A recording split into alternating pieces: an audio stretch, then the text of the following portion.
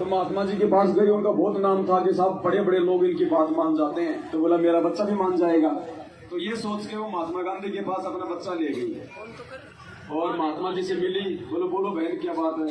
बोले महाराज जी वो लड़का है, वो शक्कर बहुत खाता है, ये गुड़ बहुत खाता है, मीठा बहुत खाता है, ये मीठा बहुत खाता है। बोले आप महापुरुष हैं, आपकी बात बड़े बड़े लोग मानते हैं, आप थोड़ा बच्चे को समझा दो। तो महात्मा गांधी जी ने कहा कि बहन एक काम करना, तो अगले सप्ताह आना। वो देखिए भाई कोई बिजी होगा, कोई मीटिंग वाटिंग होगी। ठीक है जी, चली गई। अगले सप्ताह फिर आई बच्चे को लेके। हाँ बोलो बहन बोलो। बोले महाराज जी बोले ये बहुत ज्यादा मीठा खाता है, आप दो बातें बोल दोगे तो क्या पता मान जाए, मेरी बात मानता नहीं। तो महात्मा गांधी जी ने बच्चे को बैठा और कहा कि बेटा मीठा नहीं खाना चाहिए, ज्यादा मीठा खाने से पेट में कीड़े पड़ जाते हैं, पेट खराब हो जाता है। ठीक है बेटा, मीठा नहीं खाना चाहिए। बोल ठीक है। बोल ले जाओ बहन। बोले बस ये बोलना था। तो बोले मेरे क्यों? बोले मेरे गोड्डे तुड़वाए। बोले तू पिछली बार ही बोल देता ये बात, तो अगर ये बोलना तो मैं तो बता रहे कौन सा झाड़ा मारेगा। बोले तूने पिछली बार क्यों नहीं बोला? बोले बहन पिछली बार कहाँ से बोलता, तब तक तो मैं जो है ठोक के गुड़ खाया करता था, मैं खुद ही गुड़ खाता था, तो इसको कैसे मना कर दूं? और इसको मना कर देता तो फिर मेरी बात का इस पे असर नहीं होता। तो सत्सेवक भाई बहन भी आपस में अगर कोई संदेशा देंगे तो उसी भाई बहन का आवाज का असर होगा, उसके शब्दों का असर होगा, जो खुद उन चीजों पे पहले से अमल कर रहा होगा। नहीं तो नहीं होगा। ये मालिक का विधान भी फैल नहीं हो सकता। वैसे बहुत सारी बातें हैं, चाहे पूरी रात करते रहो तो मालिक की महिमा आपको पता ही है। सात समंदर की मसी करो, लेखनी करो बंदराए, और धरती का कागज करो, सतगुरु रामपाल जी के गुण लिखे ना जाए। तो अब अगर कोई भाई बहन ऐसा हो जो वास्तव में उसकी कोई समस्या हो, कोई शंका हो जो जायज है और भक्ति मार्ग में उसके लिए बाधा उत्पन्न कर रही है, तो वो भाई बहन अपनी बात को बेझिझक रख सकते हैं और ज्ञान आधार से मालिक ने चाहा तो उनका समाधान भी। क्योंकि यहाँ आए हो और अगर मन में मन की बात लेके जाओगे तो कुछ भी हासिल नहीं कर पाओगे।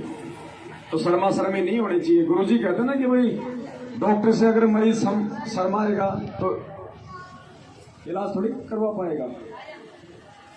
तो हम भाई बहन हैं, आपस में मालिक के बच्चे हैं, परमात्मा ने समय दिया है उसका हम सदुपयोग करें। ऐसे यदि कोई बात है, कोई अपने मन में सोच के आया है, क्योंकि फिर फोन पे तो बहुत तुरंत मिनट में फोन आते हैं। भगत जी एक शंका थी, भगत जी एक बात थी। अब आज एक का फोन आया, बोले भगत जी बोले शंका है। मुझे बताओ। बोले भैंस दूध नहीं दे रही। अरे मुझको भगवान की शंका थोड़ी है, ये तो तेरी समस्या है तो खुद हल कर। मैं क्या करूंगा तेरी भैंस दूध नहीं दे रही तो ऐसे ऐसे भगत भी है। एक का आया, बोले भगत जी मेरी बोले किराने की दुकान है और मैं पहले तो बोलो ऐसे करता था, अब बोलो मैं मार्केट से सामान लाऊं तो बोले मैं कितने का बेचूं। तो मेरे को क्या पता कितने का बेचेगा। ऐसे ऐसे बोले भगत भी है, पर क्या करें अब सबको सहन करना पड़ता है। गुरुजी ने भी सत्संग में बताया जब परमात्मा ने भक्ति मार्ग की शुरुआत की थी तो परमेश्वर को बहुत बाधाओं से गुजरना पड़ा, बहुत सहा। वो तो परम संत है, वो तो सह सकते हैं, उनमें तो सहने की क्षमता है। तो परमात्मा के साथ में बहुत सारे ऐसे घटनाक्रम हुआ करते थे और बहुत सारी बातें तो मैंने इसमें डाल भी रखी हैं। फिर भी कुछ बातें जो मैं आपको वर्बली बता दूं कि भगवान तो छोड़ो, उस समय गुरु जी को गुरु भी नहीं माना करते थे। गुरु जी ने कहा कि हम एक बार सत्संग कर रहे थे तो एक सेवक आया, तो मैंने उससे कहा बहुत नाम आया, कहाँ था? हाँ, गुरुजी ने उससे सत्साहिब करी तो उसने सत्साहिब नहीं करी गुरुजी से, भगत ने। ये पुरानी बातें, आश्चर्य नहीं होना चाहिए। उस समय कोई गुरुजी को गुरु नहीं मानता था, लाभ थे इसलिए जुड़े हुए थे, बस इससे ज्यादा नहीं। सिर्फ वो अपने स्वार्थों के लिए जुड़े हुए थे। तो गुरुजी ने सत्साहिब करी तो वो मुंह फेर लिया, मोटा मुंह कर लिया, गैल हाथ लगा कर। बोले भाई क्या बात हुई? बोले मैं आया, और बोले आपने बोले पूछी भी नहीं। बोले मैं आया और आपने पूछी भी नहीं, राम राम भी नहीं करी। तो बोले वही हो सकता है मैंने राम राम की और तेरे को ना सुनाई दिया हो। बोलो हिसाब में कोई बहरा थोड़ी हूँ। वो भगत बोला मैं कोई बहरा थोड़ी हूँ। अच्छा बोले इब तो सुना का हो गया, इब तो मान जा, आगे से गलती नहीं करूंगा।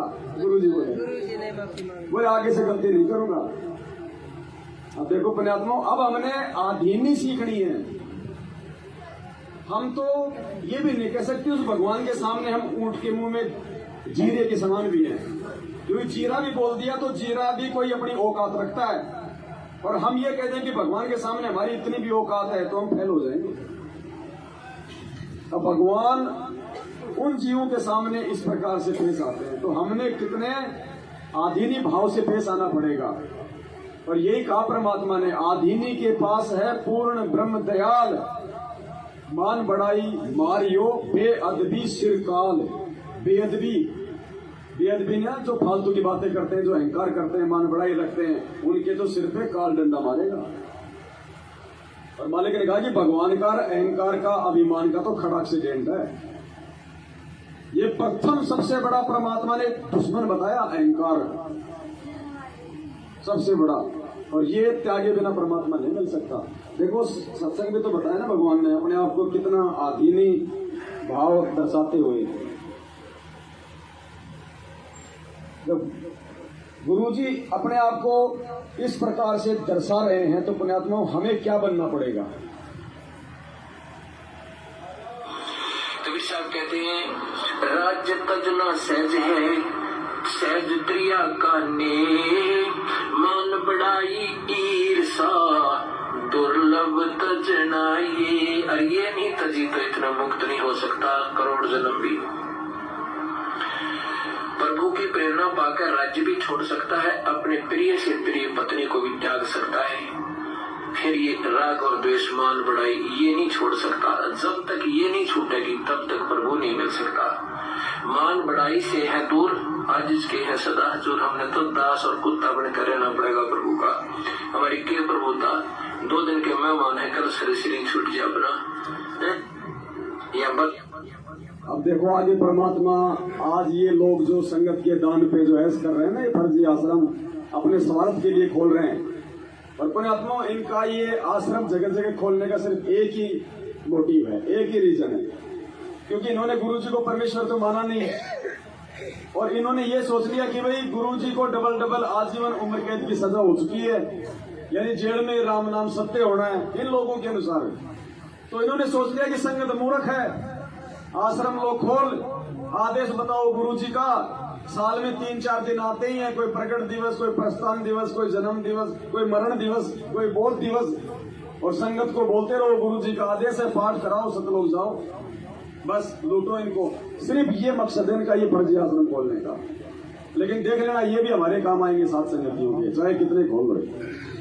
तो परमात्मा ने पहले जिक्र कर रखा है इनका, तो नकली संतों का उदाहरण देके। और जब गुरुजी नकली संतों के लिए ये कह रहा है आश्रमों के विषय में, तो सोचो क्या वो खुद आश्रम खुलवाएगा जेल में बैठ के? क्या 27 साल से भगवान ने सिवाय एक आश्रम के दूसरा आश्रम खोला? जिस आश्रम में वे सत्संग करते थे उसके अलावा दूसरा कोई आश्रम नहीं खोला। जिस एक आश्रम में नामदान मिलता था उसके अलावा दूसरा कहीं कोई नामदान के अंदर नहीं खोला। तो क्या जेल में आज दुकानें खुलवाने गए परमात्मा? जबकि मालिक ने तो 2004 में बोल दी थी ये सारी बातें, ये दोगले नहीं हो सकते। लेकिन ये अंतर्यामी है, इनको पता था कि 20 साल बाद क्या होगा।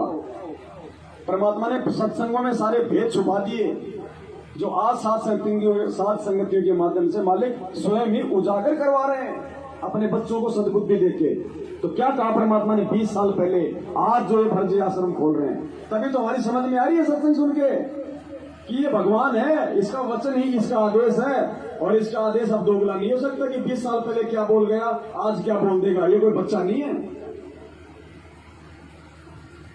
की तरह संत लड़ रहे हैं, एक ही शहर हमारी क्या प्रभुता, 2 दिन के मेहमान है, कल शरीर छूट जाए अपना। या बच्चों की तरह संत लड़ रहे हैं एक ही शहर में, और 25-25 आश्रम एक ही शहर में 25-25 आश्रम बने हुए हैं एक ही पंथ के। तो बच्चों जैसी लड़ाई इनकी, ये संत काहे को एक आश्रम बनावे, उसमें प्यार से रहे और फिर आम आदमी पर अच्छा व्यवहार उसका असर पड़े कि साधु ऐसे होते हैं। अब ये हमारे अंदर ही ऐसे राग द्वेष बहे पड़े हैं, तुम समाज को क्या दे सकते हैं। इस प्रकार हमने इन बातों को पुनः विचार करना पड़ेगा और तभी हम प्रभु को पा सकते हैं। ये बच्चों वाली लड़ाई संत नहीं किया करते, ये हमने त्यागनी होगी, तभी हम प्रभु पा सकते हैं। जबकि आपकी आंखों के सामने है कि वो कुरुक्षेत्र आश्रम को लेके कितना बड़ा इनका झगड़ा चल रहा है। ये पूरी तरह से फंस चुके हैं। वो पुरुषोत्तम सैनी है, वो कोई बच्चा तो है नहीं, एक नंबर का व्यापारी है वो। उसने दिमाग लगाया, खुद की जमीन पे आश्रम ठुकवा दिया। अब बताओ कौन छीनेगा? क्या महेंद्र उसको उठा के ले आएगा? जमीन तो खुद की, और आश्रम बढ़वा दिया गुरुजी के नाम पे। अब ले लो, क्या करोगे? रोहतक वाले पे रोहतक के स्टेट कोऑर्डिनेटर ने गुरुजी के बेटे ने सांप की तरह मार के कुंडली बैठ गई। मुंडका में दिल्ली वाले बैठ गए, एक वो विष्णु साहू मध्य प्रदेश में बैठ गया, राजस्थान वाले का नया सिंहासन तैयार हो रहा है सोजत और पाली में। और पता नहीं कोई एक वाणी, वो राजस्थान वाला जो है ना, मैंने उसका स्क्रीन शॉट लिया था सारे। अब देखो कैसे मूर्ख बनाते हैं ये लोग।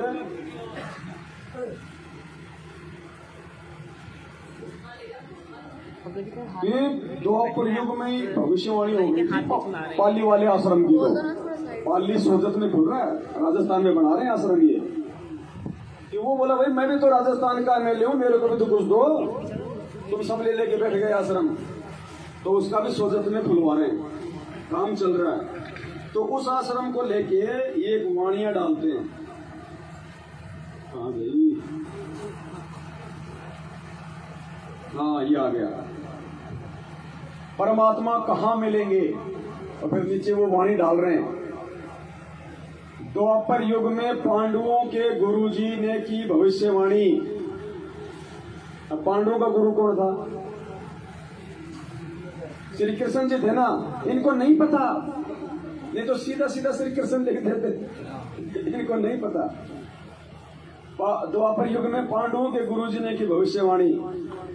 पाली से 15 कोस, यानी जहां वो आश्रम खोल रहे हैं ना, इसके बारे में। पाली से 15 कोस और मंडोर से 21, सोजत ऊपर 7 है, बैठे मिले जगदीश।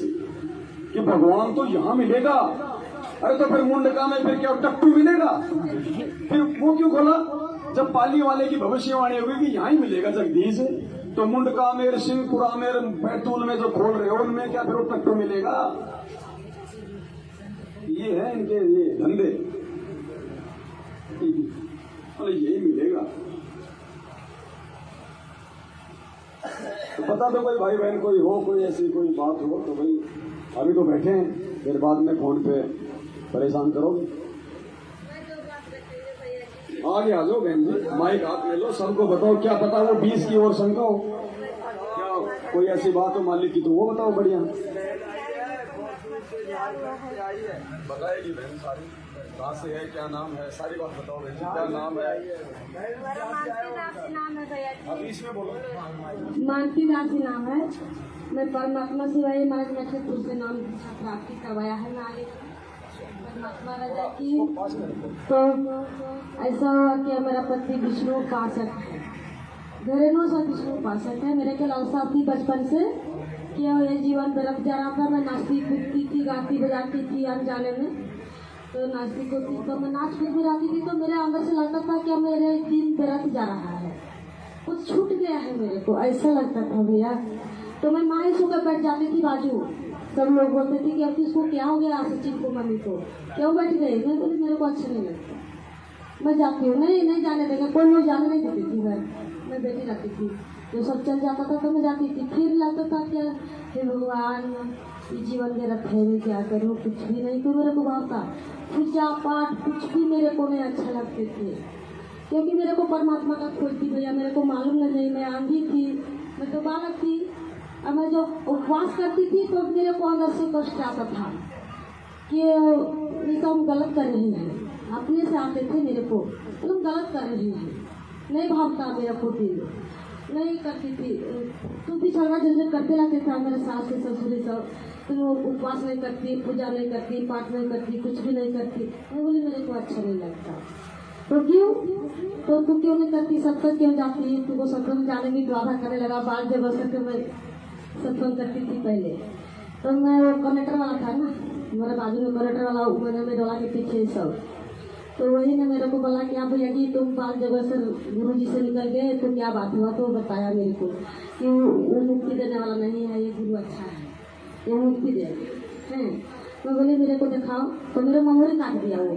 तो मैं मोबाइल में सत्संग सुनी परमात्मा का बंदी छोड़ के, तो मैं बोली जो परमात्मा का सत्संग सुनाया कि गधा बैल बनाई, मैं दिन भर जंगल में डोल के आया, रात को नहीं पेट भरी, मेरे को झटका लग गया। क्यों? मैं परमात्मा को वही थी, मालिक को पहचान नहीं पाए। तो मैं सत्संग सुन के मैं घर में यही कनेक्टर जो कैमरा वाला था ना, मेरे को बताया कि तुम घर में सत्संग करो, आपको लोग घर वाला बाधा करते हैं, नहीं जाने देते हैं, महीना में एक बार जाया करो सेवा करने के लिए, घर में ही भजन पूजा करो। मैं उसी को बात मान ली, मालिक लेने वाला था ना, तो मान ली। तो मैं 12,000 में लाया सीढ़ी अपने घर में। तो बच्चा लोग जानते ना कि खेलकूद में अपना मनमानी करते थे, देखने नहीं देते थे।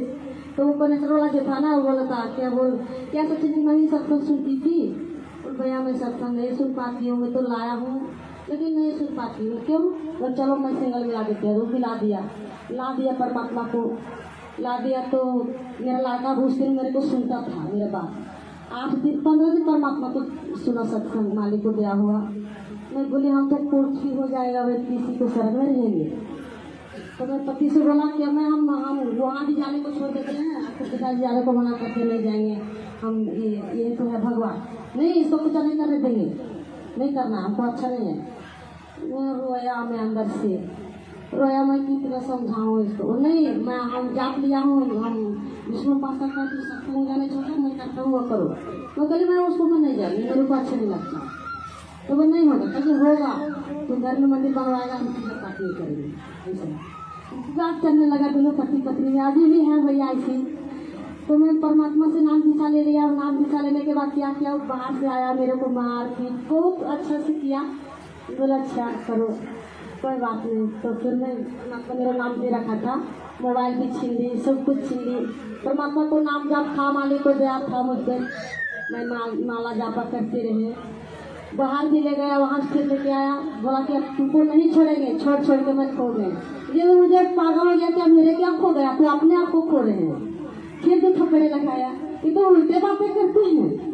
मैं बोले मैं उल्टे बातें नहीं कर रहा हूँ, तू समझा करो, अपने आप को खो रहे हैं।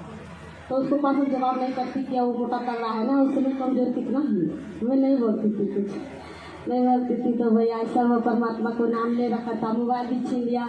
जब वो छीनता था फिर मेरे पास पैसा परमात्मा कहीं से कहीं देवे करता था, मैं मोबाइल खरीद लेती थी। अभी भी मोबाइल अपन से खरीद लिया, फिर मेरा नहरा में लगा के छोड़ दी। वहाँ से फिर गाड़ी में खरीद के मेरा बाप माई सब नहीं, जो पति कहता है वो सुनो, घर वाला कहता है वो सुनो। मैं बोली नहीं सुनी, क्यों सुनूँ? मेरा बाप नहीं सुनता, मैं उसको बात क्यों सुनूँ? ऐसा मेरा पिता भी रुष्ट, मेरे मम्मी भी रुष्ट, मेरा कुल परिवार भी रुष्ट, अभी सब लोग भी रुष्ट, दुनिया वाला भी रुष्ट, पड़ोसी वाला भी सब रुष्ट मेरे से। कोई बातचीत नहीं करते, मालिक का रजा है, अच्छा हो गया। परंतु सब होका पानी बोलते ना, कोई बहन के गाँव वाला होका पानी बंद कर दिया, ऐसे मेरा को भी हुआ है। खाना पीना रहने को भी नहीं हुआ मकान में, मैं मिट्टी को मकान में रह रहा हूँ। 300 पैसा मेरे पर दिया है, मालिक ने छोड़ रोजगार लगा दिया है। मैं तो सोचती थी कि परमात्मा मैं आपको ज्योति कैसे जलाऊंगा मालिक, मैं क्या करूँ? जो रोती थी परमात्मा के आगे, तो परमात्मा किसी को नहीं बना देता था, चलो काम करने के लिए चल जाती थी, अपना भक्ति भजन कर लेती थी, मालिक को गोद भी रखा है, चल जाती थी। परमात्मा आना करेगा कर दिया, मैंने वाला भी छोड़ दिया कि बरवाला आश्रम आओगे। मैं बोली बस बरवाला आश्रम में क्या गुरु जी आया है? वो नहीं, वो सिटी पर देखते हैं भैया जी। बोली तो सिटी में देखते हैं, सिटी में देखते हैं भैया जी।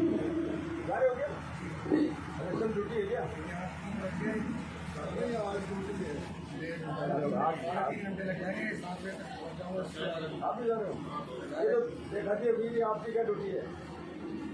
आपकी ड्यूटी बना लूंगा वीडियो।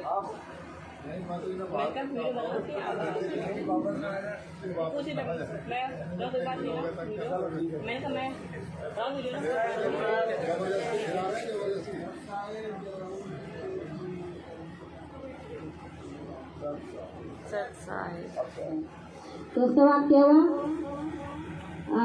आया तो मेरा बहन, देखो मेरा बहन को भी परमात्मा शरण में लिया, मेरे के लिए परमात्मा जोड़ा दिया नाल नील की तरह। तो कुछ भी करती थी दोनों बात के बहन परमात्मा को सत्संग चर्चा कर लेती थी तो मेरे को चैन नहीं करता। वो मकान में मेरे को जाने भी नहीं देती। मेरा ससुर को मारा पीटा, पत्थर मारा। जब आरती करती थी तो पत्थर मारने लगता था, मेरे दरवाजा जाके खटकाने लगती था। वो क्या कर रहे हो, क्या सीख गए हो तुम, क्या जोरों से चिल्लाती हो, क्या करती हो, ऐसा बोली। मेरा ससुर बोलता, मैं कुछ भी नहीं बोलती, मैं परमात्मा को अच्छे पर चल रहा हूँ कि परमात्मा ने दुनिया में जो बता रखा है ना, साकट और सामान को उलट जवाब न दो। मैं नहीं कुछ बोलती है, परमात्मा आप ही जो करने वाला है करो मालिक, मैं तो कुछ बुद्धि हूँ क्या करूँ। तो जब मैं वो मारने के लिए आता था मैं जाप शुरू कर देते थे तो शांत हो जाता है। परमात्मा कहता है कि जिसका प्रथम मंत्र जाप प्राप्त है वो करेंगे। तो इसी तरह से जब पति भी मेरे को मारने लगा बेला लगा करके, तो इसी तरह से जब जाप शुरू कर देते थे तो मारता था नहीं। और जब मैं कसो इधर उधर मेरा मन भटक जाता था तो बहुत पिटाई होता था मेरे को। तो मेरा अनुमान लिया भाई कि जब ठीक है तो परमात्मा को चरणों में लगे रहती हूँ तो मेरे को रहा होता है, और जब मैं भटक जाती हूँ तो मार खाती हूँ। तो वही ध्यान आ गया मेरे को। तो अभी तक मैं नहीं सुन रहा हूँ, परमात्मा के दया हुआ है मेरे पास। अभी फिर प्रेरणा किया मैं साथ संगति में जाना चाहिए, जाएंगे तो जाएंगे।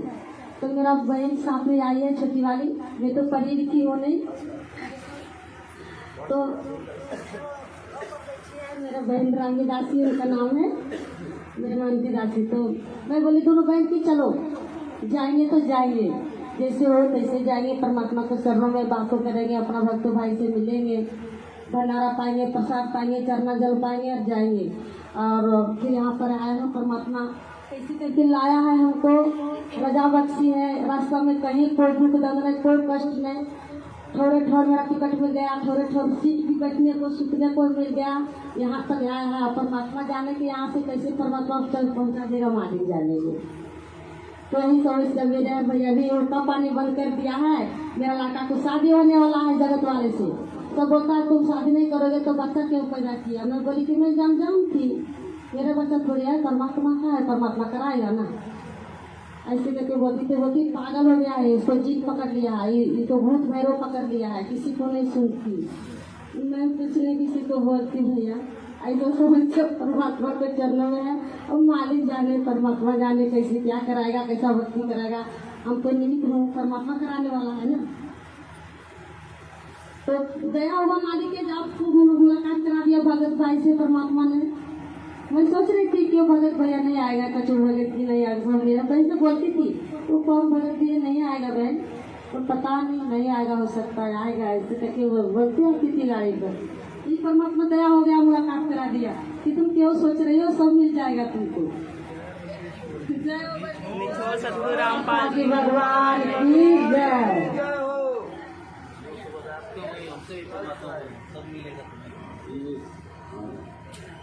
पहली बात तो अब वो तो बेचारे अनुपदेशी आपके पति वो कह रहे हैं कि तेरे को किसी जिद ने पकड़ लिया।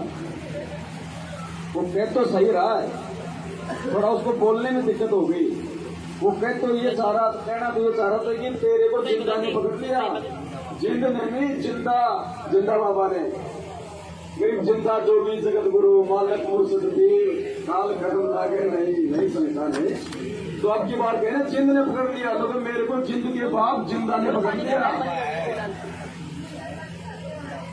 और दूसरी भाई कहीं अपने मन में आप कई बहन की बातों का और कोई मतलब निकाल लो।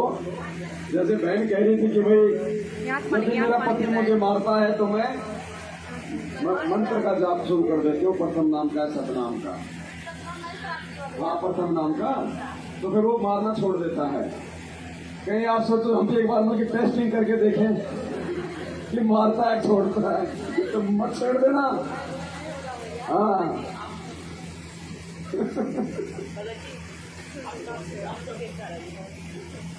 ये तो मुझे देना पड़ेगा, इसमें तो वीडियो ले सकते हो, इसमें तो दिखाना पड़ेगा। देखो कहाँ से परमात्मा की प्यारी प्यारी आत्माएं हमारे भाई बहन आए हैं। और ये देखो हम किससे सुनते हैं, रामचंद्र जी के गुरु वशिष्ठ जी, त्रिकालदर्शी, श्री कृष्ण जी के गुरु दुर्वासा जी, योगी राज। जबकि पुण्यात्माओं मालिक की वाणी है ना, ये अकल अलुणे दीखते और सर्व अकल के मूल, हरदम रटे हरि नाम को झूले हरदम झूल। कि ये परमेश्वर के वो योगी हैं। दुर्वासा ऋषि तो गुरु जी की शरण मिलने के बाद की बात है। आज जिन आत्माओं को सतगुरु की शरण मिल गई, जो मर्यादा में, जो साथ संगत से जुड़ गया, वो योगी है। दुर्वासा जैसे ऋषि तो उसके नाखून के बराबर नहीं है। हमने तो खाली पहनावे को, दिखावे को और उनके किस्से कहानियों को सुन सुन के उनको ऋषि महात्मा मान रखा है। असली ऋषि तो परमात्मा ने यहाँ पर हमारे को बना रखा है। हम ये ना सोचें कि भाई बहन ऐसी है, भाई वो अपने अपने क्षेत्र के अनुसार सबका रंग रूप हाइट वाइट होती है। पंजाब में जाओगे तो अट्टे कट्टे मिलेंगे, राजस्थान में जाओगे तो मेरे जैसे मीडियम मिलेंगे, झारखंड छत्तीसगढ़ में जाओगे तो ऐसे ऐसे मेले कुचेले मिलेंगे। वो तो क्षेत्र वाइज है।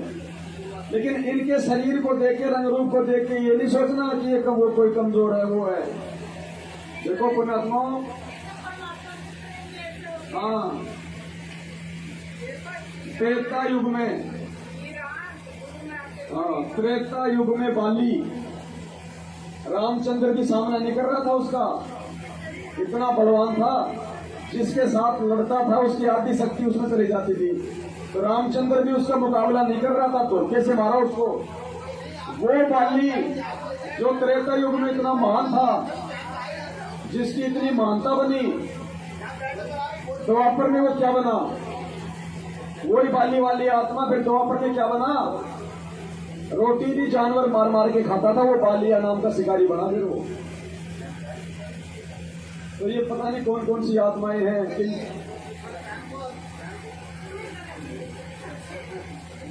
तो लेनी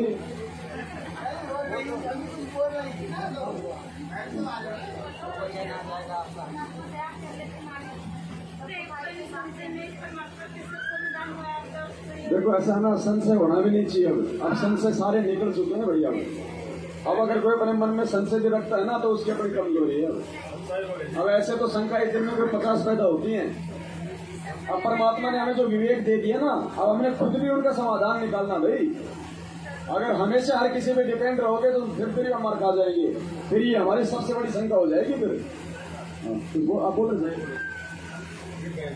आप शायद फोन करते हो तो फोन पे बताते हो आपकी शंका। मेरा शंका बताती हो बहन। ये बताती होगी, मैं तुमको एक बहन करेगी ना, आपका घर पे किसी मुझे बताते थे तो मैं आपके पास बताते थे। एक दूसरे से कि जो कचरा जी का नंबर दीजिए, मोबाइल का नंबर दीजिए, तो कौन भगत जी का नंबर दीजिए। कचरा भगत जी नहीं, कचौड़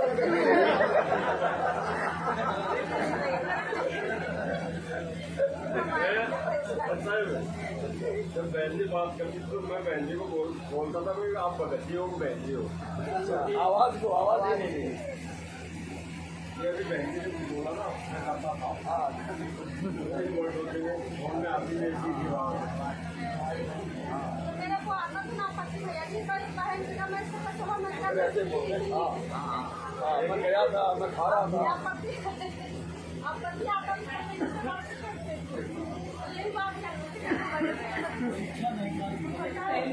इसको थोड़ी देर अगर बंद कर दो तो मेहरबानी होगी। ये ना कुछ सुनने दे रहा ना कुछ। अब तो सुबह के समय वैसे ठंड हो गई, ठंडी हो गई यार। इसको देखने लगे जरा खड़े हो रहा, बोला सामने आ जाएगा। कोई नहीं खड़ा होगा, कोई नहीं खड़ा होगा। अच्छा जिनको बोला वो सामने आ जाएगा, जिनको बोलना है उनको सामने भेजो। कुछ उसको कुछ उड़ा दो हल्का। आप थोड़ा पीछे हो जाओ, उनको उनकी जगह पे आ जाओ। आएगा तो उसको अंदर लेके सो जाओ। थोड़ा इसको पास करके बोलने के बाद थोड़ा और जोर से बोलो। क्या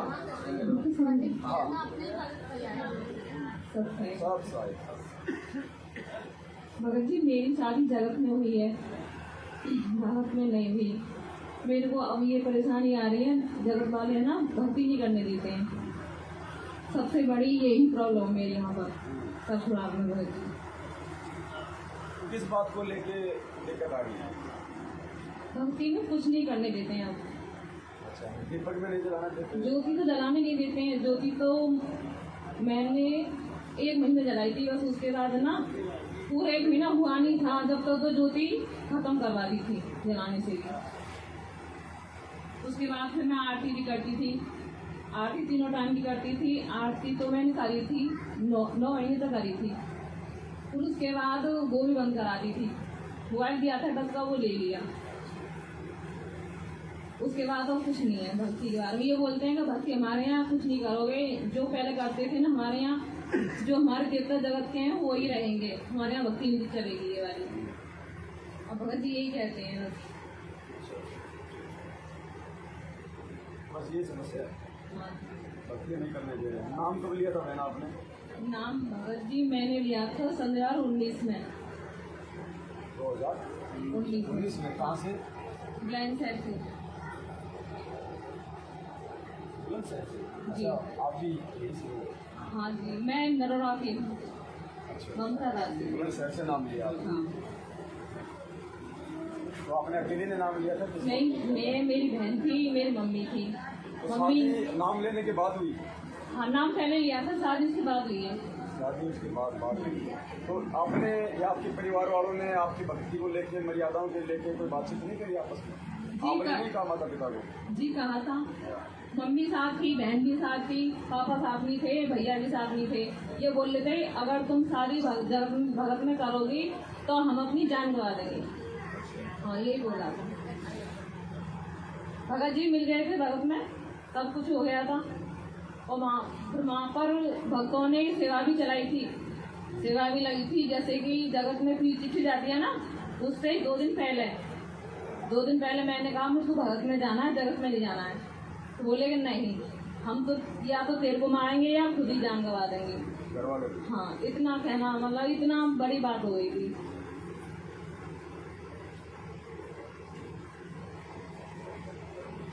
अब देखो बहन, बात ऐसी है, शादी तो हो गई, मंत्र कौन सा मिला हुआ है? सतनाम मिला हुआ आपको। अब देखो 2 बातें बहनी यहाँ पे। अगर ज्ञान है तो आप जी संघर्ष कर पाओगी, और संघर्ष करोगे तो फिर भगवान आपके साथ में रहेगा। हर चीज से हर चीज जुड़ी हुई है। ज्ञान है तो आप संघर्ष कर पाओगी, संघर्ष करोगी तो संघर्ष करने वाले के साथ में परमात्मा रहेगा, गुरु जी रहेंगे। तो थोड़ी बहुत परेशानी तो आएगी, लेकिन परमात्मा झुकने नहीं देगा। अब ये चीज आपके अंदर जहां तक दास को आइडिया लग रहा है नहीं है, इसीलिए आपकी समस्या अभी तक समस्या है। अब दूसरा है आपकी ये मजबूरी हो गई। घर वालों ने तो आपको पहले ही बोल दिया था कि भैया या तो हम मरेंगे या तुमको मारेंगे, तो आपने उनके दबाव में आके शादी कर ली। अब शादी करते ही सारी मर्यादा तो उसी समय टूट गई थी। उसके बाद में तो फिर काल का चक्कर होना ही होना था। अब ये है, हम तो ये प्रार्थना कर सकते हैं, देखो विधान तो मालिक का विधान है। मालिक कोई पक्षपात नहीं करता किसी के भी साथ, चाहे कोई सी भी हो, क्योंकि खुद परमात्मा का विधान है। क्योंकि बहुत सारे जो संगत में भाई बहन हैं, आज उनकी एक बहुत ही गलत सोच है जो आगे चल के उनके जीवन को बर्बाद करेगी, कि हम तो गुरुजी के परिवार वालों के संपर्क में हैं। गुरुजी का भाई तो मेरा खास है, जब भी आता है छुप छुपा के मेरे पास ही रुकता है। भाई के चरण चाट लूंगा, गुरुजी मुझे पार कर देंगे। गुरुजी की बेटी के तो नंबर ही मेरे मोबाइल में है, मैं तो बहुत मिलता हूँ, तो मुझे बाई फेस जानती है, मेरा नाम भी जानती है। यानी गुरुजी के परिवार वालों के भरोसे काफी संख्या में लोगों ने सतलोक जाने की सोच रखी है। तो ये जो ये सत्संग है, जो ये सत्य बात है, जो श्री कृष्ण जी कह रहे हैं, या परमात्मा उनकी ऐसी सोच का खंडन कर रहे हैं कि पक्षा पक्षी के कारण है सब जग रहा भुलान, और निष्पक्ष होके हरि भजय सोए संत सुजान। एक भगत के लिए भगवान का आदेश है, तो क्या भगवान पक्ष और विपक्ष की भूमिका निभाएगा? तो बहन, बहुत सारे लोगों की ये सोच है कि गुरुजी माफ कर देंगे, मर्यादा टूट गई, कोई बात नहीं, गुरुजी माफ कर देंगे, गुरुजी माफ कर देंगे। नहीं, परमात्मा ने अपना विधान बता रखा है कि 3 प्रकार से तुमको सजा मिलती है। 3 प्रकार से एक भगत को गलती करने पे 3 प्रकार से। सबसे पहला जो व्यक्ति जानबूझ के गलती करेगा उसको तो उसका दंड मिले ही मिलेगा। दूसरी मर्यादा परमात्मा ने बताई अनजाने की। अगर अनजाने में तुमसे कोई गलती हो गई है तो परमात्मा माफ करेगा। और तीसरी बताई जो इस बहन की समस्या है, मजबूरी, दबाव में, तो परमेश्वर ने कहा कि दंड तो उसका भी मिलेगा। अगर नाम ले लिया तो हमारे ऊपर परमात्मा का नियम लागू हो गया। और नाम लेने के बाद यदि मर्यादा तोड़ेंगे जानबूझ के, अनजाने में या मजबूरी में, तो तीनों का परमात्मा ने सत्संग में बता रखा है। तो मजबूरी में अगर कोई मर्यादा खंड होती है तो परमेश्वर ने बताया कि सजा तो उसकी भी मिलेगी, लेकिन मजबूरी वाले का इतनी है यदि उसका पैर टूटना होगा तो उसकी मात्र उंगली ही टूट के रह जाएगी। तो सजा तो बहन उसकी भी है। ये पहले परमात्मा का सत्संग सुनो, फिर आपको आगे बताएंगे इसको।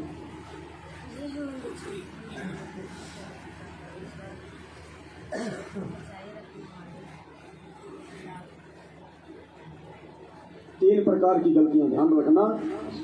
एक तो सीधम सीधा जानबूझ के करना, तो वो तो भगवान ने बता दिया, जानबूझ सांची तजे करे झूठ से ले, ताकि संगत है प्रभु सौपन में भी ना दे। उसका तो फिर जो संस्कार है वो ही मिलेगा, मौत तो मौत और रक्षा तो रक्षा, भगवान की तरफ से कोई लाभ नहीं।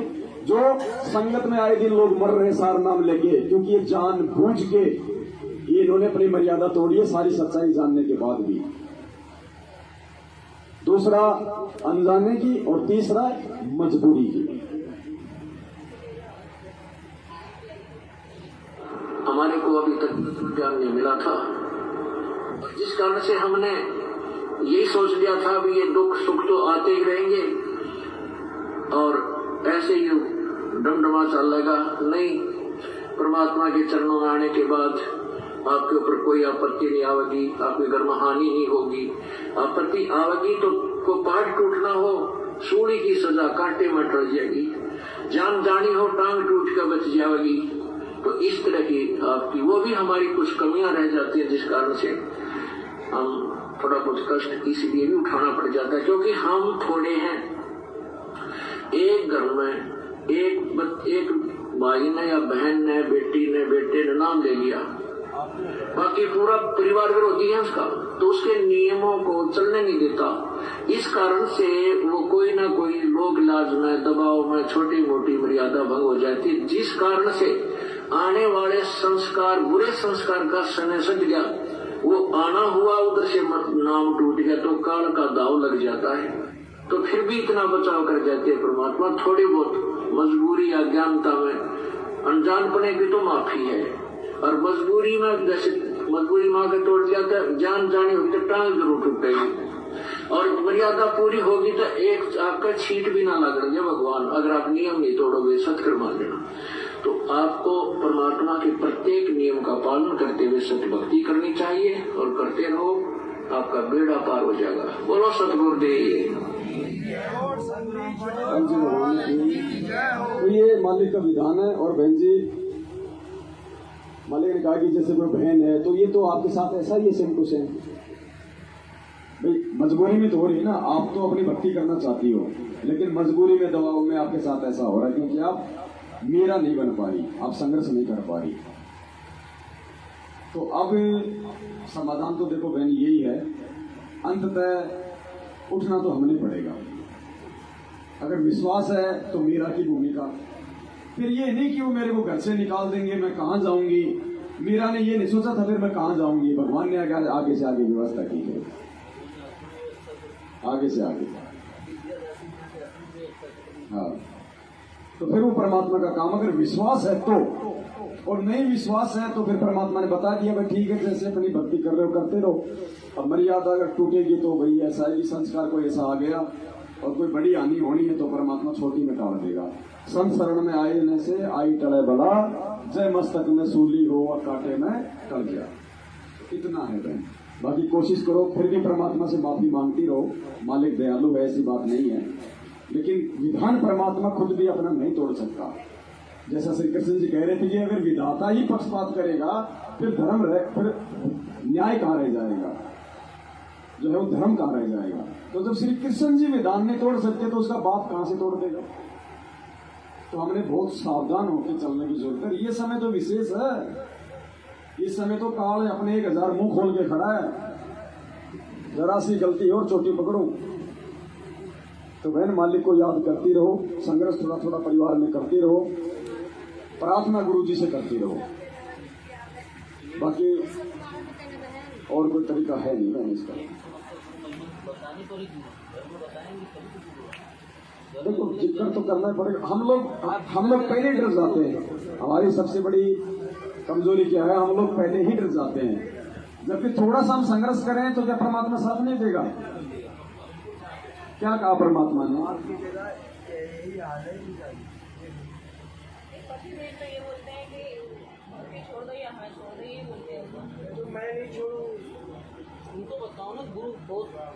बस वो संघर्ष है, उसी को संघर्ष कहते हैं कि अड़ जाओ। क्या कहा परमात्मा ने? आत्म कल्याण के मामले में ना माँ की माननी, ना बाप की माननी, ना पति की, ना सास की, ना ससुर की। और जब खड़ी हो जाओगी तो फिर परमात्मा है फिर आगे। लेकिन ये विश्वास होना चाहिए कि वो परमात्मा बोल दिया कि मेरा प्राण ले लो। ये कोई सॉल्यूशन नहीं है, ये कोई समस्या का समाधान नहीं है। ये बोल दिया मैंने चला दी, ये बोल दिया। अब धोखा भी रखी है, मेरे को सपने में दिखाई दिया एक दिन गुरु जी ने ऐसे ही धोख रख दिया। हमारे ससुर जी है ना, उन्होंने अपने अटैची में रख दिया है। मुझसे कह दिया सारे लोगों ने, घर वालों ने, हमने जला दिया। ऐसे एक बार ऐसा हुआ था, मेरे नाम में लॉकेट पड़ा था, वो लॉकेट हम लोग 2 ताड़ के मेरे पति ने उसको फेंक दिया, वहाँ पूरे में फेंक दिया।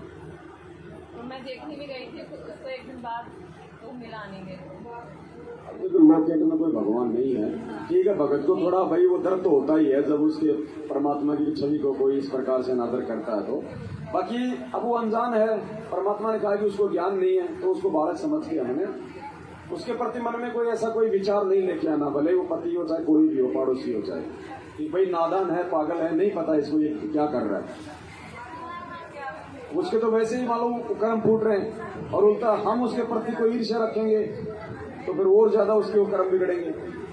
बाकी परमात्मा ने बहन जी कह रखा कि एक बार तुम मेरे पे विश्वास तो करके देखो। गुरु जी ने कहा कि चाहे कति सर्वनाश होता दिखाई दे, अब इससे ज्यादा कुछ नहीं हो सकता। सर्वनाश यानी बिल्कुल, चाहे मौत। एक बार गुरु जी कह रहे हैं मेरे पे विश्वास करके देख, फिर क्या नहीं कर दूंगा, ऐसे युद्ध के बादल छांट दूंगा। सुनो परमात्मा क्या कह रहा है।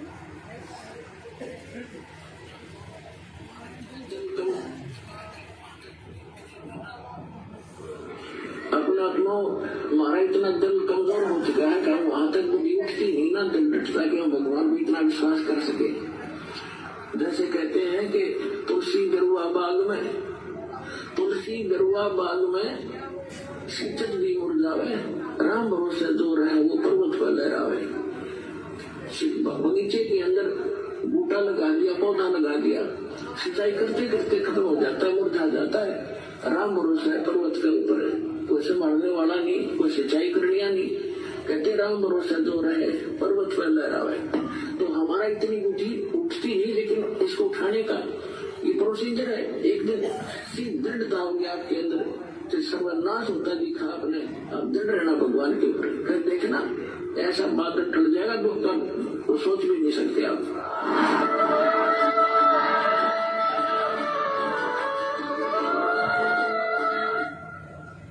परमात्मा ने तुम पे बोल दिया कि अगर तुम्हारे अंदर इतना विश्वास है तो तुम मेरे ऊपर एक बार विश्वास करके देखो।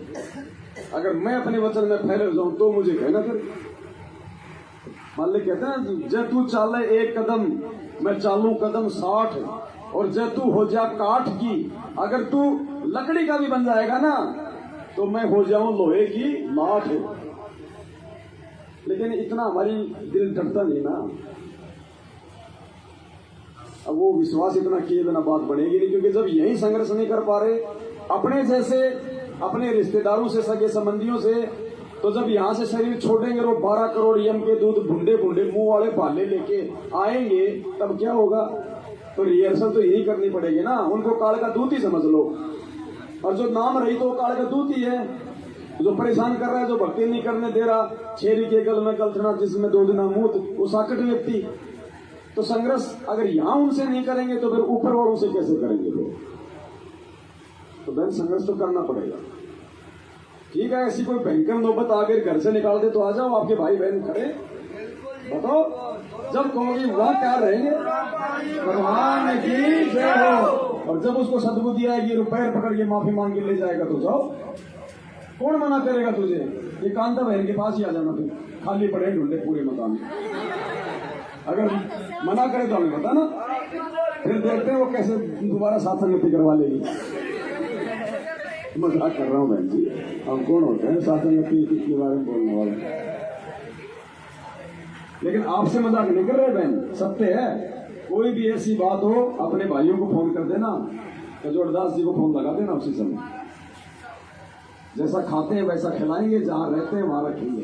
दिल्ली वाली बहन का फोन आया, आप बताओ वो क्या था।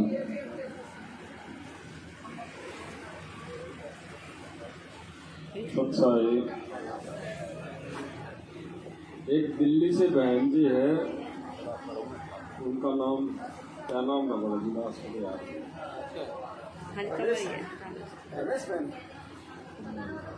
राशन रूसन का सामान, वो शादीशुदा पति खत्म हो गया, नाम आपको पता, आपके पास फोन आते बहनों के, बहने भी तो मेरी है। कोई बात नहीं,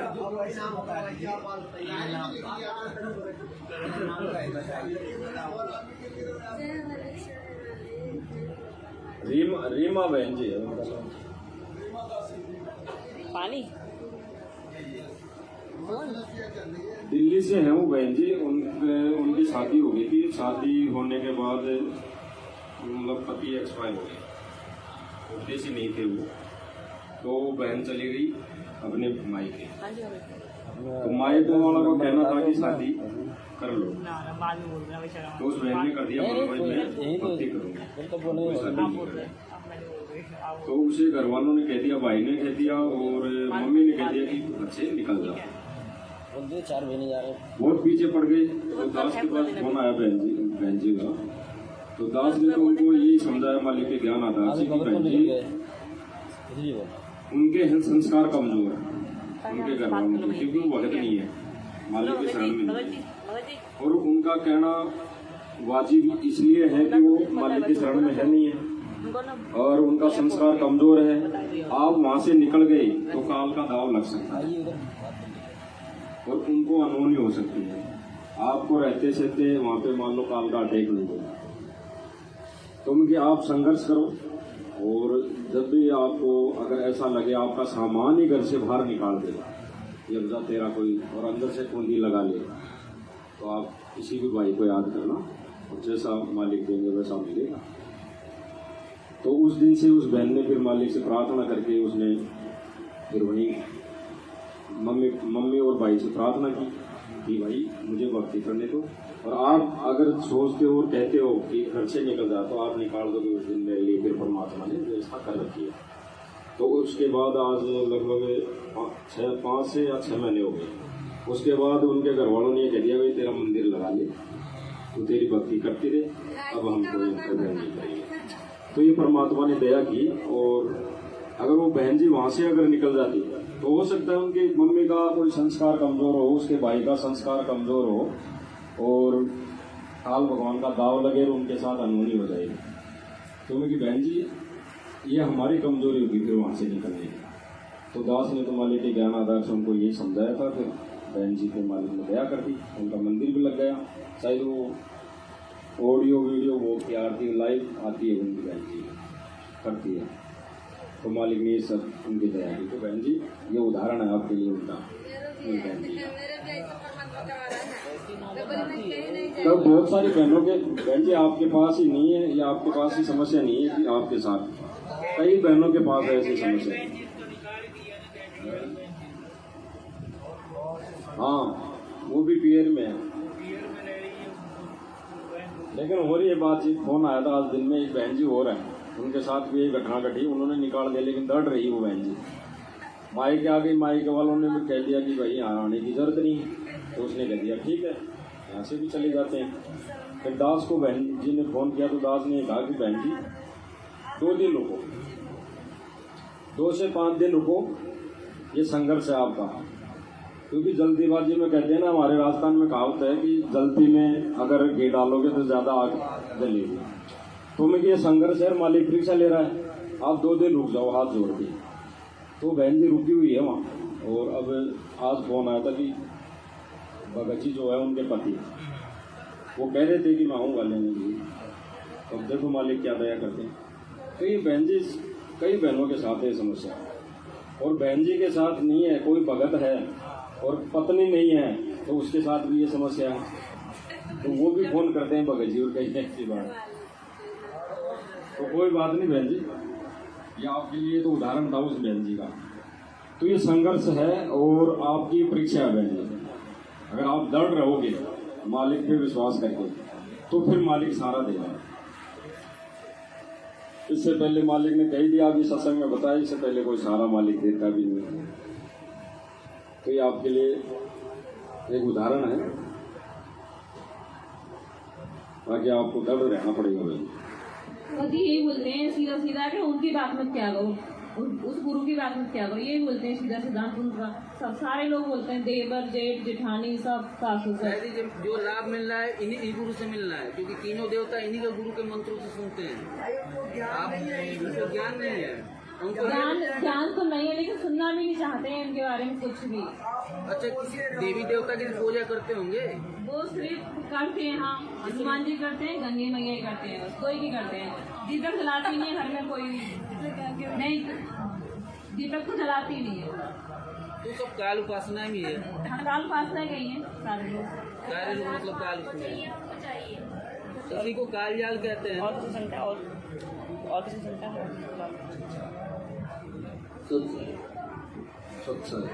एक ऐसा ही उदाहरण है,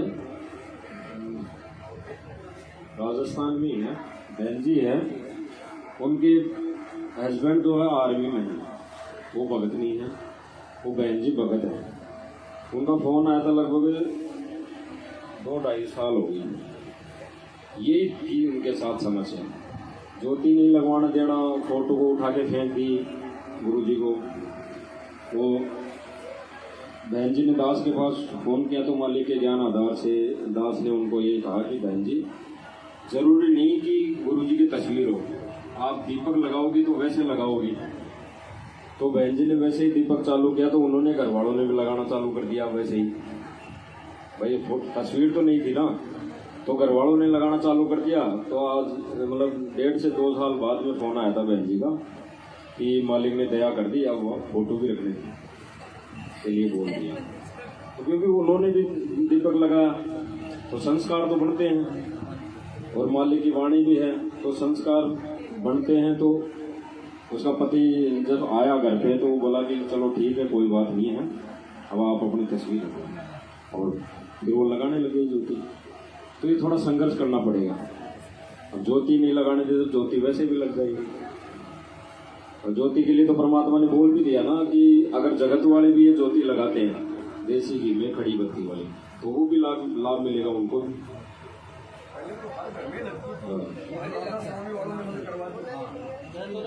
तो ये 2-3 उदाहरण है बहन जी। बहुत बहनों के फोन ऐसे आते हैं और ऐसा ही उन्होंने संघर्ष किया है, फिर उनके साथ समस्या हल की है परमात्मा ने। सच है। उसका मालिक ने एक एग्जाम्पल भी दिया कि ऐसी स्थिति में यदि हम उस परिवार में भक्ति करते हैं तो बाकी जो मेंबर हैं उनके ऊपर कैसे उसका धीरे धीरे असर होता है।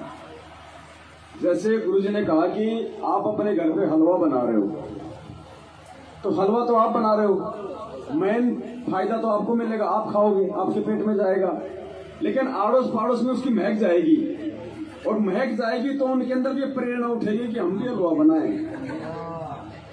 मतलब मेन मुख्य फायदा तो उसको मिलेगा जो हलवा बना रहा है, तो मुख्य फायदा तो जो भक्ति कर रहा है उसको मिलेगा। लेकिन उस भक्ति की जो सूक्ष्म रेंज है वो उनको भी प्रभावित करेगी, उनके संस्कार बनेंगे और फिर वो भी कभी न कभी परमात्मा से जुड़ेंगे। अब किसी घर में रोज हलवा बना रहा है तो महक तो जाएगी ना, तो कभी न कभी तो वो कहेगा कि आज तो अपने भी बना ही लेना, आज तो अपने भी बना ही लेना। तो फिर एक ना एक दिन बाकी जो मेंबर है ना बहन, उनके भी, क्योंकि गुरुजी ने बताया कि चाहे तुम मन ही मन में अपने इन मंत्रों का जाप करो, मन मन में मंत्रों का जाप करोगे, उसका भी असर बाकी मेंबर पे हो रहा है। तो ये तो आपकी एक सेवा समझो आप। अगर ये भक्ति यदि आप दुख उठा के भी कर लोगे ना, तो भी आप उस परिवार का हित कर रही हो, और उसका बेनिफिट भी परमात्मा आपको देगा, क्योंकि आपकी भक्ति और संघर्ष के कारण आपके बाकी मेंबर आज नहीं तो 2 साल बाद में शरण में आएंगे। वो जो क्रेडिट है वो भी परमात्मा आपको देगा।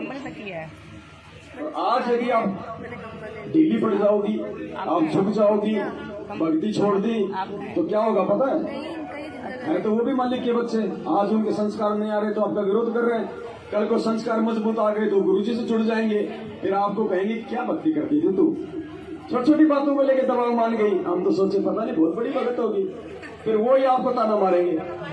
और आज दृढ़ होगी तो कल को आपकी इज्जत होगी उनमें।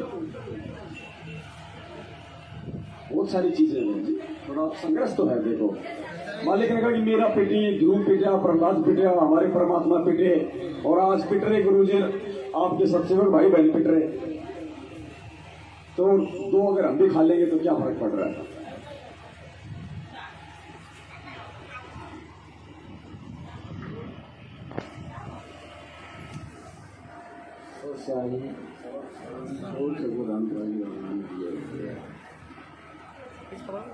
आप थोड़ा मेजरमेंट आ रही हो आप पकौड़ी तो बन गई है, चाय की मैं बोल के आ गया।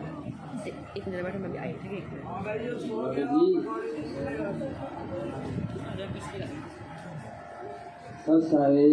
बहन जी मैं ला दूंगा, अपना जाओ मैं ला दूंगा सब सारे। मैं सोचा पकौड़ी लेने जा रही हूँ।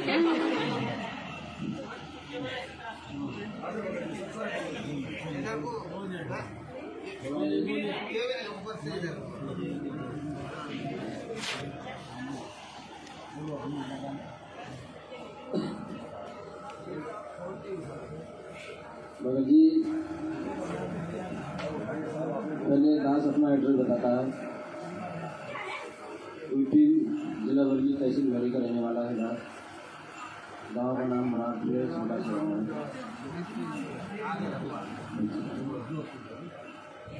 और 2016 में मैंने नाम दिया था। लगभग 2 साल में मैनेजमेंट की तरफ बढ़ा था, फिर 4 साल हो गया मुझे सत्संग की तरफ। घर से अकेला हूँ, पढ़ा लिखा नहीं हूँ, मैंने परमात्मा का ज्ञान जैसी बुद्धि है अच्छी तरीके से समझ रखा है। तो कुछ अभी यहाँ सत्संग में आने के लिए सात संगति में जिस दिन हम आ रहे थे, उसी दिन उसी रात में सुबह 5 बजे लगभग 4:30-5 बजे जा रहे, यही समय था। तो दास के साथ में कुछ परमात्मा ने ऐसा कुछ दिखाया। मेरी अभिलाषा थी, मैं मुरादाबाद भी सात संगति में नहीं पहुंचा, तो ठीक है। और बहुत मेरी अभिलाषा थी, लेकिन नहीं पहुंच पाया किसी कारण। काल भगवान ने खींच लिया अपनी तरफ। और यहाँ भी ऐसी समस्या आ रही थी, मैं नहीं पहुंच पा रहा था, नहीं आ रहा था। फिर मैंने सोचा है मालिक इतने भाग खोटे हैं मेरे, वहाँ भी सात संगति छूट गई, यहाँ भी छूटने जा रही, क्या बात। तो मालिक आप भी के हाथ में है, कोई बात नहीं भाई जी। हम खाना पीना खा के आप भी करके सो गए। सुबह 5 बजे परमात्मा आए।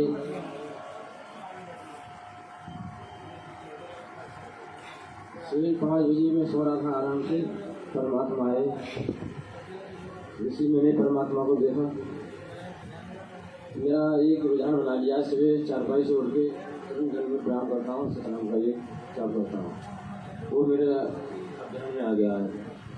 जैसे मैंने देखा तो मेरे दिमाग में वही बात अटक कर गई कि परमात्मा कहते हैं ना, अगर काल होगा तो सतनाम के जाप से उसका कवर चेंज हो जाएगा, और हमारा परमात्मा होगा तो 19 से 20 नहीं होगा, 20 से 19 नहीं होगा बिल्कुल। तो मैंने परमात्मा के चरणों में दंडवत प्रणाम किया और सतनाम का जाप किया। तो मेरा मालिक जैसा था वैसा ही रहा, बिल्कुल चेंज नहीं हुआ। फिर मेरे मुँह से यही निकला परमात्मा सत साहिब मालिक, सत साहिब। इतने में एक हमारे मैं मान बढ़ाई बस नहीं बोल रहा हूँ, सच्ची बातें वही कह रहा हूँ। इतने में मेरे पीछे पीछे मेरे बड़े भाई पवनदास भाई, उन्होंने भी क्या सच्चाई भगत जी, सच्चाई। तो ये जिस दिन मेरे साथ संगति मारा उसी सुबह की बात है, ये दास के साथ ये ऐसा हुआ। चौक से राम भाई महाराज दास कभी बड़ा नहीं है।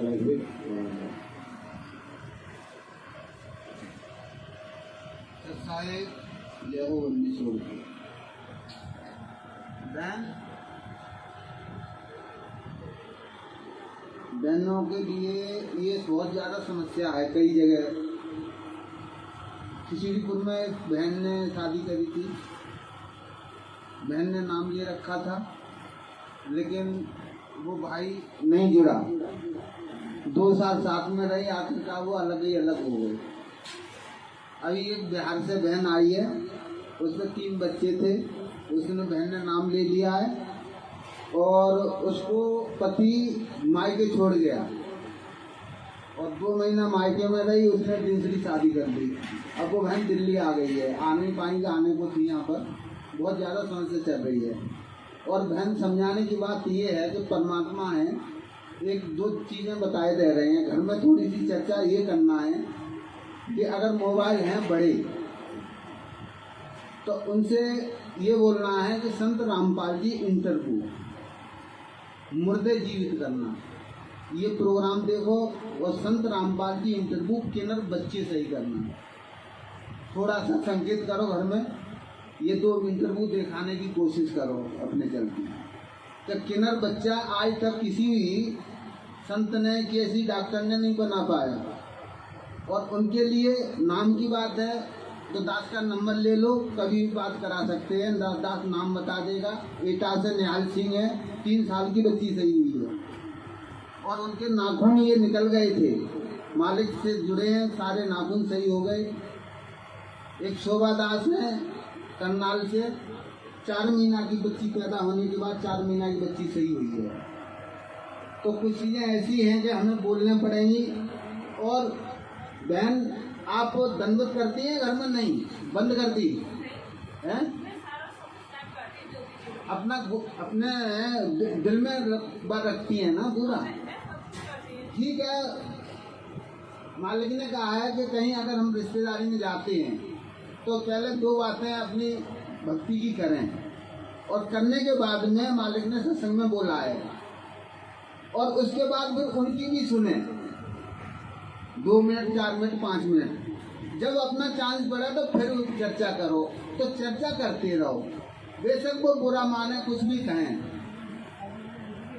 तो अपनी चर्चा करते रहो। और मालिक से नाम क्या बोला गया है कि नाम उठत नाम बैठत नाम सोते जागते और नाम खाते नाम पीते नाम सेती लागते। मालिक से प्रार्थना करो ज़्यादा से ज़्यादा, दंडवत करो ज़्यादा से ज़्यादा, और मालिक ही हल कर सकते हैं, ना कोई भगत भाई हमारा कर सकता है। खुद अपने आप हल कर सकते हो समस्या को। भाई संघर्ष तो करना पड़ेगा।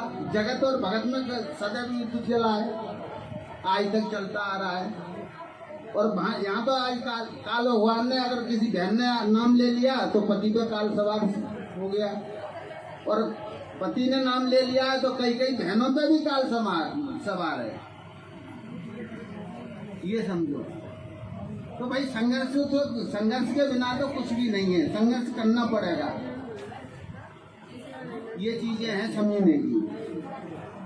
बहुत से चीजें हैं, बहुत इंटरव्यू है ऐसे कि अगर थोड़ा देख ले कोई, जैसे जूली मोदी है, ये बहुत अच्छा इंटरव्यू है अगर समझने के लिए। परमात्मा ने आके उस उनकी बच्चे की एक्सीडेंट हुआ है, खोपड़ी उड़ गई, पता ही नहीं लगा है, और परमात्मा ने उस बच्चे को जिंदा किया है। 2 दाने डब्बे में निकले चावल के, वो खीर बनाई है, 2 दाने से खीर बनी है, भगोना भर गया, गैस पे भी निकल गई खीर, और मालिक को भोजन खिलाया है। तो विश्वास सबसे बड़ी चीज है, और संघर्ष करना है। मालिक सब कुछ कर सकते हैं, भाई वो जैसे भी है तैसे उन पे आधार बना के चलोगे। आत्मा का आधार है परमात्मा, और यहाँ पर कोई नहीं आधार है, ना भाई है, ना पति है, ना बेटा है, ना माँ है, ना बाप है। भाई मालिक ने कहा जीवित क्यों ना मरे रे, तो मरने का काम है क्या? जीवित मरना, मर गया तो सभी मरते हैं। ये क्रियाएं हमें जो करनी है, जो यहाँ की पुरानी पिछली रीतों को छोड़ करके जो नई रीति हमें करनी है, ये हमारा मरना ही होता है। तो अपना ज्यादा से ज्यादा दंडवत, जब टाइम मिले तभी दंडवत करके, और रो के देखो 2 मिनट दंडवत करके प्रार्थना, ज्यादा से ज्यादा प्रार्थना करो, हर पल ध्यान रखो मालिक पे। ऐसे जबरदस्ती करने से, रोने से थोड़ी बात पड़ेगी। नहीं, संघर्ष सभी और सारी चीजें करनी पड़ेंगी ना।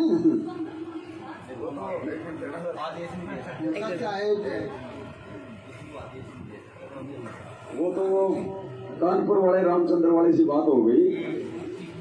वो कह रहा था कि मैं संध्या आरती नहीं करता। मैं बोला क्यों नहीं करता? तो बोला कौन सा था वो, मेरे उठे वो उसमें रोने का जिक्र आता है एक जगह संध्या आरती में, तो पल पल में आ गए। हाँ, या दुनिया सुख से सोवे, तेरा दास उठ कर रोवे। बोला ये 90% संगत बोले रोती है क्या संध्या आरती करते समय? अरे तो मुझे जबरदस्ती रोएगी क्या ये संगत? तो वाणियों का मतलब कुछ और है, वो उनका सीधा सीधा अर्थ पकड़ते हैं। बोला जिस दिन मैं रोने लग जाऊंगा उस दिन आरती करूंगा। तो मैं तू बैठा रहना मेरी चक्कर में। रोना मतलब नाम दीक्षा लेने से पहले हमने जितने भी कुकर्म किए उनको याद करके जो कि पश्चाताप बनना। वैसे थोड़ी है कि अब जबरदस्ती तो रोना आ ही नहीं रहा तो जो हूं करोगे। तो ऐसा नहीं है कि ज्यादा हम कोई दंडोत करेंगे तो परमात्मा सुनेगा, ऐसा नहीं होगा। जो दूसरी बात भगत जी, हम कह रहे हैं कि भाई आप उनको वो इंटरव्यू दिखाओ, ऐसा भी नहीं होता। वो इंटरव्यू कौन दे रही है? एक बहन दे रही है। ये क्या है? ये भी बहन है, वो भी भगत है, ये भी भगत है। अगर इन्हीं का बातों का असर होना था तो फिर तो उसी का ना हो जाता। वो परमेश्वर के सत्संगों से, और जब उसका संस्कार आएगा समझने का, वो तभी समझ पाएगा। और जबरदस्ती बिल्कुल मत करना बहन। हमारा फर्ज है 1 या 2 बार समझाना। नहीं समझता है, वो चिढ़ता है, बिल्कुल मालिक की चर्चा करना ही बंद कर दो। फिर कोई ठोकर लगेगी, कर्म की मार लगेगी, अपने आप अपना अंगूठा फुड़वा के आएगा। इंटरव्यू का क्या असर है ना भगत जी, मेरे पिताजी जय गुरुदेव पंथ से हैं, और जब मैं जाता था तो उनके काम मतलब कम होने पे छुट्टी में तो उनको सत्संग। देखो भगत जी, ये बहुत सारी बातें हैं, ये कोई सामान्य बात नहीं है भगत जी। हम संगत में माइक लेके हम कोई बात बोलें, कुछ वो करें। गुरुजी ने एक बात कही है, बोलने से पहले ये देख लेना कि हम उस लाइन पे हैं कि नहीं।